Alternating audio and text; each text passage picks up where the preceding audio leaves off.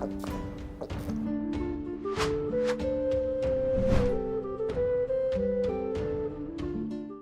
Moin, hallo und herzlich willkommen zu einem neuen Video hier auf meinem Kanal. Und heute gibt es hier eine Runde Shakes and Fidget. Und ihr seht es bereits schon, wir befinden uns auf EO19.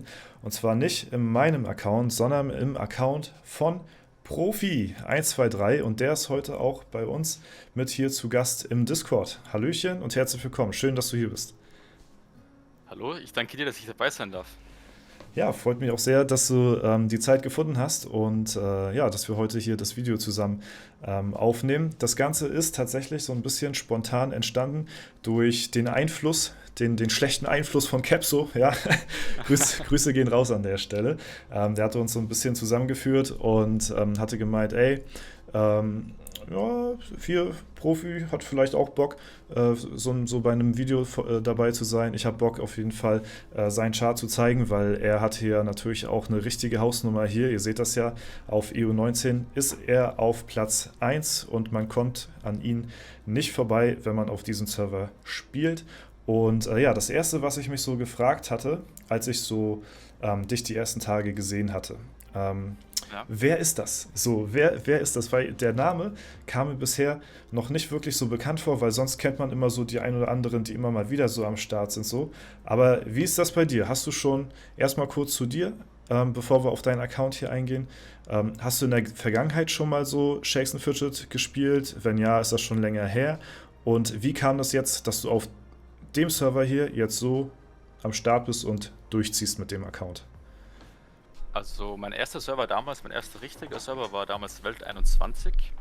Ist jetzt auch schon eine Zeit lang her und da habe ich auch ein paar Jahre durchgezogen und dann irgendwann aus privaten Gründen musste ich halt aufhören. Und ich habe auch zu dem Zeitpunkt 2 Aufholjäger-Chars gemacht auf alten Servern s2.de und ich glaube Chile 2 war das, jetzt auf Merbin. Und habe dann eben 2 Jahre ungefähr eine Pause gemacht und bin dann jetzt zurückgekommen. Und habe meine Aufleger-Chars wieder weitergespielt und ich dachte mir so, okay, ich hätte jetzt schon noch mal Bock, wenigstens auf einem Char von Anfang an mitzuspielen.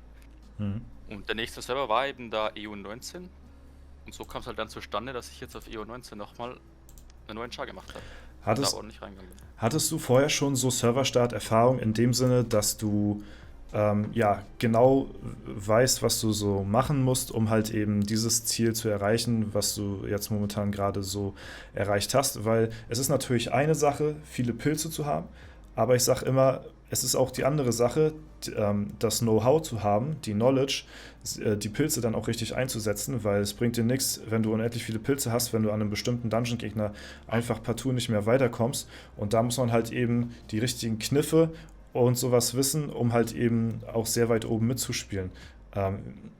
Wie kam das zustande, dass du jetzt diese Leistung hier erbracht hast? Hast du vorher schon Serverstart-Erfahrung gehabt in dem Sinne?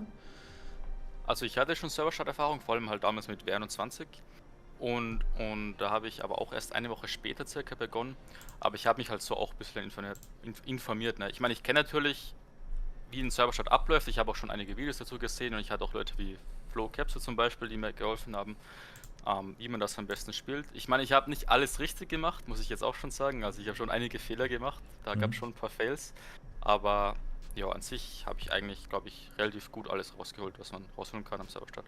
Ja, auf jeden Fall. Ich meine, du warst hier der erste Stufe 300er auf dem Server, soweit ich weiß. Du hast hier auch viele Fast-Rekorde, kann man so sagen, aufgestellt, was so wirklich ärgerlich ist. Ich habe das wirklich aufmerksam den ersten Tag mitverfolgt. Wir haben ganz genau gesehen, dass du an Tag 1 zum Beispiel Stufe 69 fast die 70 gepackt hast. Bevor wir noch auf deine anderen Sachen eingehen, wie zum Beispiel den Jan-Rekord. Also wo man ja sagen muss, dass du am selben Tag den Jan besiegt hast wie der aktuelle Rekord, nur ohne schwarze Steine. Da lässt sich ja schon viel draus leiten, dass eventuell ja in Zukunft noch mehr Potenzial auf jeden Fall da ist, das Ganze noch heftiger zu machen, als es jetzt schon ist. Und sowas wie zum Beispiel hier an Tag 1, Level 69 und sowas. Was ging dir da durch den Kopf? Hast du dir gedacht, ich stelle jetzt hier einen neuen Rekord auf? Bist du da schon mit dieser Mentalität rangegangen? Und was hat dir gefehlt, die 70 dann schlussendlich zu knacken? Also das war wirklich sehr ärgerlich. Ich meine, ich bin nicht mit dem Ziel reingegangen, am ersten Tag eben jetzt Level 70 zu werden, weil ich dachte eigentlich, dass es unmöglich ist. Hm. Und dann, wie ich den ersten Tag gespielt habe, hatte ich relativ Glück. Beim Glücksrad hatte ich relativ oft XP, ne? Und dann mache ich so den letzten Dungeon, der möglich ist, eigentlich an Tag 1, und mache dann so meine Quests. Und irgendwie habe ich dann gemerkt, oh, das wird ja relativ knapp, das könnte sich ja fast ausgehen, ne? Und dann mache ich die letzte Quest, da bin ich eben ganz kurz vor Level 70. Und das hat mich, muss ich sagen, schon sehr geärgert. Aber da kann ich auch gleich schon mal spoilern. Da wird in der Zukunft schon noch was kommen. Also kann jetzt nicht mehr dazu sagen, aber die Level 70, da ist das letzte Wort noch nicht mitgesprochen. Okay, krass. Also Okay. da kommt noch was. Ja, sehr interessant, weil du hast ja jetzt, wie du schon zu mir gesagt hast, jetzt ja irgendwie auch so 1, 2 Jahre Pause gemacht, jetzt zwischenzeitlich, ne? Ja. Es gab Server in der Vergangenheit, gerade so diese Event-Server, wo viele coole Events am Start sind, wie zum Beispiel auch Black Friday und sowas. Da gab es in der Vergangenheit viele Leute, da sah die Ehrenhalle wirklich an Tag 1 aus, dass die ersten 50 Leute alle Stufe 69 waren, weil es halt einfach partout nicht möglich war, für die Leute so diese letzten bisschen XP zu bekommen und auf Stufe 70 dann am Ende des Tages zu gelangen. Und ja, deswegen bin ich da sehr gespannt, was du dir da vorgenommen hast, weil du hast ja gezeigt, dass es auch möglich ist, dass du einer der Spieler bist, die sehr weit oben mitspielen können, auch direkt schon an Tag 1. Und ja, mal gucken. Vielleicht sehen wir eines Tages mal noch irgendwo den Stufe 70 Account. Also du hast dir schon vorgenommen, nochmal so einen Serverstart vorzunehmen, wie EU19, ja? Also ich werde wahrscheinlich safe nochmal einen Server spielen. Ich habe zwar nicht vor, jetzt wie manch andere irgendwie jeden Serverstart mitzunehmen, dann extrem viele Accounts zu spielen, weil ich will jetzt nicht, dass das gamemäßig zur Arbeit wird, wenn du verstehst, was ich meine. Ja. Aber einen Start würde ich schon noch spielen. Also ich weiß noch nicht welchen Server, aber einmal werde ich noch einen Server spielen auf jeden Fall. Weil ich brauche noch eine Mage-Klasse. Okay, das wäre jetzt das nächste, was ich dich hätte fragen wollen. So. Ja, war der Kundschafter, ist das so deine Lieblingsklasse? Würde ich so sagen. Ja, das ist auch so eine Nostalgieklasse von mir und mir gefällt der einfach. Ich habe auch damals auf E21 einen Kunde gespielt. Ich habe eigentlich immer einen Kunde gespielt. Hm. Also mir gefällt die Klasse einfach. Nicht nur, weil sie gut im Dungeon ist, sondern, keine Ahnung, irgendwie spricht mir das einfach an. Und das nächste wäre dann irgendwas mit Intelligenz. Das nächste war es mit der Intelligenz. Es war auch auf diesem Server, ne? Bevor der Server gestartet ist, konnte ich mich nicht ganz entscheiden, ob es ein Kundi wird oder eine Mage-Klasse. Ja. Und dann habe ich schlussendlich kurz vor Start ein Glücksrad gedreht mit Kundschafter und Bade. Und das ist auf Kundschafter gelandet. Deswegen habe ich einen Kunde gespielt. Ach krass, dann wird es ein Bade das nächstes Mal, ja? Also so wie es jetzt ist, glaube ich, wird es ein Bade, ja. Okay, ich hätte jetzt gedacht, so, keine Ahnung, so vielleicht dann, weil du so ein Oldschooler bist, vielleicht ein Mage oder vielleicht auch ein Nekromant oder so, der ist ja auch ziemlich cool. Ja. Aber gut, Bade ist jetzt unüblich, feiere ich aber, weil das so eine underratede Klasse ist auf jeden Fall. Finde ich auch, finde ich auch. Und wenn der ein bisschen Liebe geschenkt wird, ich denke mal, das tut ihn auf jeden Fall ganz gut. Hast du dir denn für die nächsten Serverstart oder für den nächsten Serverstart dann vorgenommen, weil jetzt hast du ja gesagt, du bist da so ein bisschen reingestolpert, alles ein bisschen spontan. Und man hat ja gesehen, okay, es ist Potenzial da. Du hast fast die Stufe 70 erreicht. Du hast am ersten Tag, du hast Jan am selben Tag down wie der aktuelle Rekord und das auf so einem langweiligen Server ohne spezielle Events wie EU19. Hast du dir da fürs nächste Mal dann irgendwelche Ziele gesetzt, so irgendwelche Rekorde zu brechen oder so? Also je nach Klasse, was ich da spiele, hätte ich schon vor, dann Rekorde zu brechen. Das kommt mir dann drauf an, weil ich bin mir jetzt noch nicht hundertprozentig sicher, ob es wirklich ein Bade wird. Das wird dann alles wahrscheinlich wieder relativ spontan passieren. Aber eins kann ich auf jeden Fall sagen, also die Level 70 bin ich der Meinung, sind zu 90% möglich und da wird noch was passieren. Okay, krass. Ja, weil, wie gesagt, es haben viele Spieler vor dir schon versucht, die 70 zu erreichen und es hat bisher niemand geschafft. Deswegen, das würde ich persönlich auch ziemlich, ziemlich interessant finden, auf jeden Fall. Ja, du bist ja auch auf dem Server hier mit einem relativ, ich sag mal, hohen Pilzkontingent so an den Start gegangen. Ich meine, du machst da ja auch nicht großartig ein Geheimnis draus, weil du streamst ja auch hier nebenbei. So, also wer da auch mal das Ganze live mitsehen möchte, kann natürlich auch hier beim Lel-Profi vorbeischauen. Deine Namen, muss ich noch mal kurz, wie kam der Name zustande so? Also der Name, also das war ganz, ganz damals, wo ich wirklich noch ein kleines Kind war, 10, 11, wo ich damals Minecraft angefangen habe, Crack zu spielen. Ich weiß nicht wie, aber da war ich 10, 11 Jahre und bin irgendwie auf den Namen gekommen. Und das hat sich einfach so durchgezogen, keine Ahnung. Einfach der Profi. Ja, also ich nenne mich jetzt nicht selber als Profi, als wäre ich ein Profi oder so. Also so soll das nicht gesehen werden. Aber es ist einfach so ein Name, der kommt von ganz, ganz früh, wo ich noch ein Kind war. Und der hat sich einfach so jetzt so durchgezogen. Ja. Aber damit will ich jetzt nicht mich irgendwie als Profi oder so darstellen mit dem Namen. Also deswegen weiß ich nicht so. Mhm. Du hast jetzt momentan, du hast mir geschrieben, 260.000 Pilze aufgeladen auf dem Server hier, ne? So, kannst du mal schauen, Mushrooms Paid, aber es sollten Achso. relativ genau 260.000 Hier, guck sein, mal, ja. der Gorgi auch wieder am Pushen hier. Den haben wir auch gut reingebaitet hier. Ja, die 200 Push habe ich gesehen, ja. Ja, Ja, also fast bei es 60. kommt fast genau hin. Und war das vorher schon so, dass du dir so das Budget gesetzt hast, okay, das ist das und das hält jetzt bis da und da? Oder hättest du jetzt auch so gesagt, ja, wenn es sein muss, dann lade ich jetzt danach halt eben nochmal auf, so, weil das ist ja schon eine beachtliche Menge so, ne? Also ich bin immer mit 174.000, glaube ich, ganz am Anfang reingestartet und habe halt mal dann so geschaut, was geht. Und dann waren die ersten 2 Tage, glaube ich, haben 50.000 Pilze gekostet. Und dann habe ich mal noch ausgerechnet, wie viel die Festung zu skippen und so braucht. Ne? Und je nachdem, wie viel ich halt brauche, lade ich halt dann nochmal nach. Mhm, Also okay. das ist relativ spontan. Ich habe jetzt nicht so ein festes Budget, wo ich sage, okay, ich lade jetzt so und so viel auf und genau das use ich bis zu dem Zeitraum, sondern das mache ich dann relativ spontan, wie ich es halt brauche. Okay, ja krass. Also das auf jeden Fall nicht schlecht. Würdest du sagen, so mit den Pilzen, die du jetzt so bisher ausgegeben hast, bist du also im Verhältnis damit wirtschaftlich umgegangen oder würdest du sagen, an der einen oder anderen Stelle hätte man sich schon was sparen können? Also in dem Sinne, hast du irgendwelche groben Fehler gemacht, die du im Nachhinein vielleicht besser machen würdest? So, wenn du jetzt irgendwie den Leuten auch, keine Ahnung, irgendwie Tipps so mit auf den Weg geben möchtest oder so. Also was ist dir Also, so unterlaufen an Fehlern? also abseits den Epic-Fell, den ich mal hatte, wo ich auch so ein Stärke-Item und ein Glücks-Item equipped habe, ich weiß nicht mal wie lange, und damit Dungeons gepusht habe am ersten Tag. Ah, Aber ich würde sagen, das Wichtigste ist halt eine gute Gilde, hm. weil das Problem, wenn du keine gute Gilde hast und die Ritthalle nicht hoch genug ist, dann wird es halt extrem teuer, vor allem die ersten Tage, weil die Steine sind halt extrem wichtig. Und Und du so persönlich, hast du da oh, irgendwelche? jetzt hat sich, glaube ich, mein Mikrofon Ach aus so, Versehen ausgeschaltet. Okay, bin wieder da. jo. Nee, und zwar, was ich sagen wollte, Hm. weil das Problem ist, die Ritter-Punkte, wenn die nicht top sind, dann musst du halt greifen ließen. Ne? Weil Level 69 zum Beispiel schaffst du nicht, wenn du keine Top-Steine hast, weil dann musst du greifen ließen und das wird halt dann extrem teuer. Ja. Deswegen, wenn man sowas vorhat, braucht man halt wirklich eine Top-Bilde. Deswegen, das ist auf jeden Fall auch immer so der Tipp Number One, dass man sich vor Serverstart auch im besten Fall schon auf irgendwelchen Discord-Servern rumtreibt und dann sich mit den Leuten connectet Ja, und dann halt eben austauscht, okay, was habe ich selbst für Ziele, was hat die Gilde für Ziele und passe ich da denn mit meinem Playstyle dann gut rein. Ja. genau, ja. Und dann sind es für dich dann auch hier die Pilzhasser geworden. Ja, also bei mir war es, es war auch wieder, also ganz anfangs wollte ich eigentlich zu Lieutenant. Hm? Und dann war es so, dann war ich mir nicht sicher, ob er die Gilde voll bekommt, weil er spielt ja auch auf dem Server, mit dem ich auch damals auf E21 gespielt. Und dann war ich mir nicht sicher, ob er die Gilde voll bekommt und habe mich dann mal bei Pilzhassern mal zur Vorsicht beworben. Hm? Und dann habe ich gesehen, dass das scheinbar halt die Top-Gilde wird und dann wollte ich halt auch nicht mehr Gildenhoppenmäßig.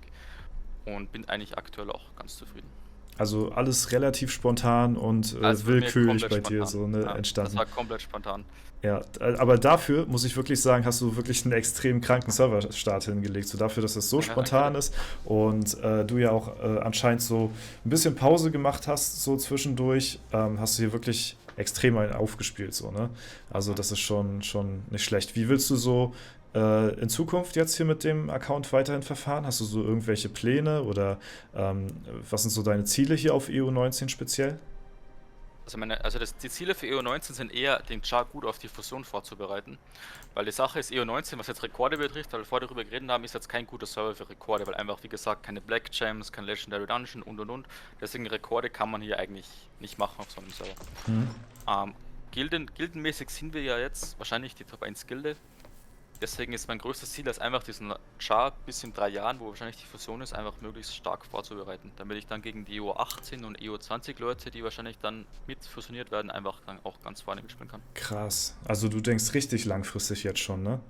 Also Ja, du bist jetzt nicht so jemand wie so, keine Ahnung, ein Turor, der einen Serverstart anfängt, da hunderttausende Pilze reinballert und dann nächste Woche wieder aufhört, sondern du hast hier wirklich dann auch dir vorgenommen, okay, wenn ich jetzt mal einen Server starte, dann ziehe ich da auch komplett von Anfang bis Ende durch. Und dann denkst du sogar jetzt schon an die zukünftigen Serverfusionen.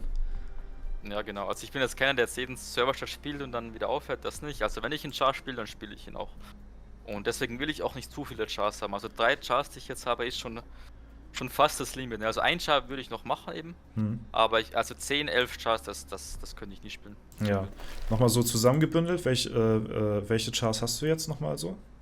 Also ich habe jetzt auch einen auf Fusion 17 noch meinen Krieger, das ist mein Main, der ist Level 536 sollte der sein. Hm. Und dann auf Merwin habe ich noch einen Battle Mage, der ist gerade in der Dungeon Pause. Okay, also auch noch so wirklich keine Late-Game-Klasse so in dem Sinne am Start, aber generell hast du Shakes and Fidget schon lange auf dem Schirm, ne? Aber dann halt wahrscheinlich Ja, immer mal wieder so reingeschaut, ne? ja.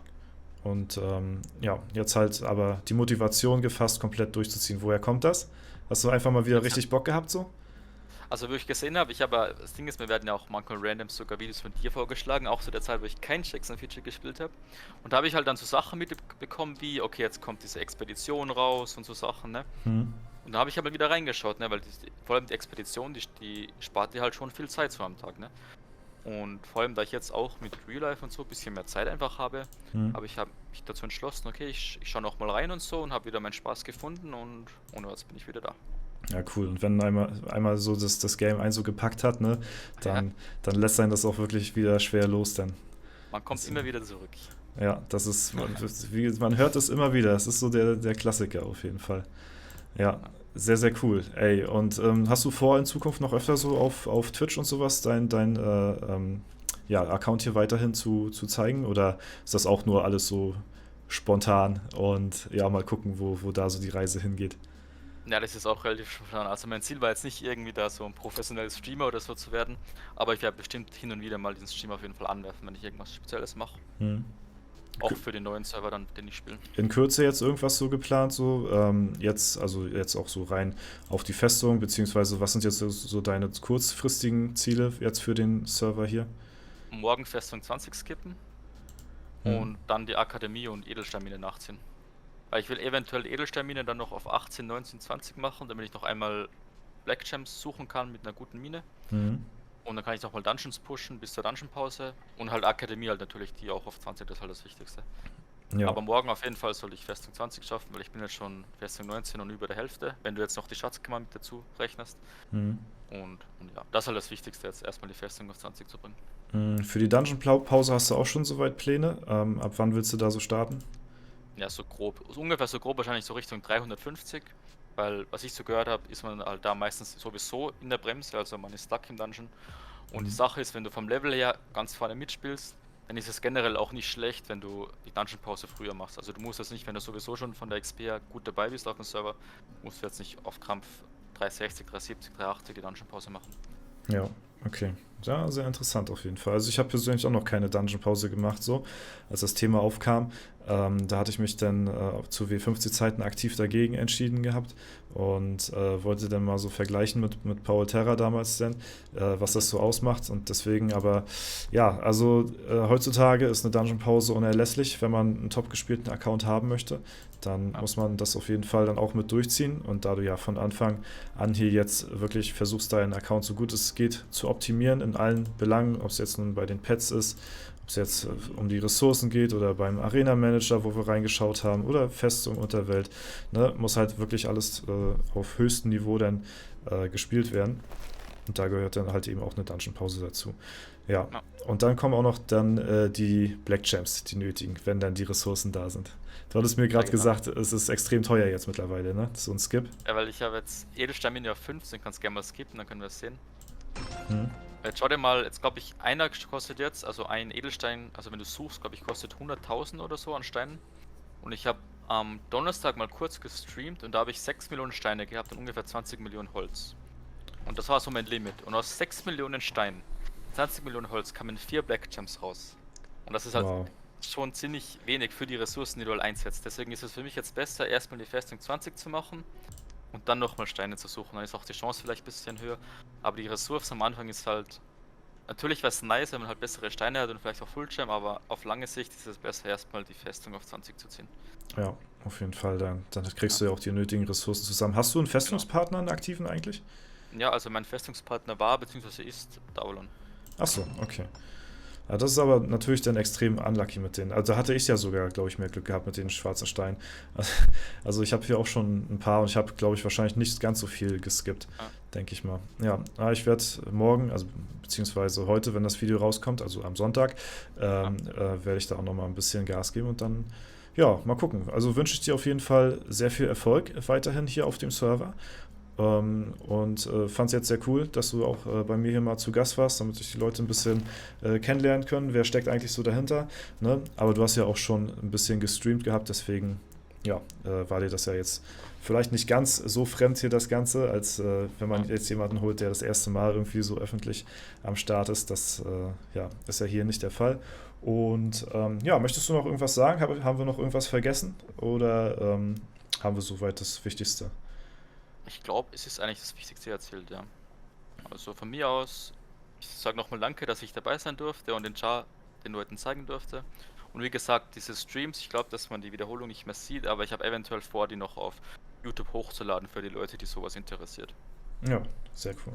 Das sind ja noch mal ein paar schöne letzte Worte hier. Also dann kann Ja. man deinen Push auch noch mal komplett dann nachvollziehen. Es ist immer auf jeden Fall was Besonderes, wenn Leute so hardcore Gas geben. So klar gibt es natürlich immer ein paar Leute, die die ersten Tage gut reinpushen, ne? Aber das dann auch noch zu streamen, das ist dann halt eben Content, der bereitgestellt wird, den siehst du halt nicht an jeder Ecke und deswegen finde ich das auch immer sehr cool und supporte das auch auf jeden Fall. Und ja, bedanke mich auf jeden Fall für das Video mit dir hier.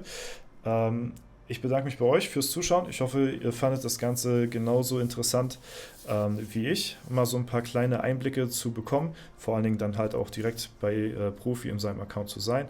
Und deswegen würde ich sagen, verabschieden wir uns an der Stelle. Vielen Dank fürs Zuschauen. Haut rein und bis zum nächsten Mal.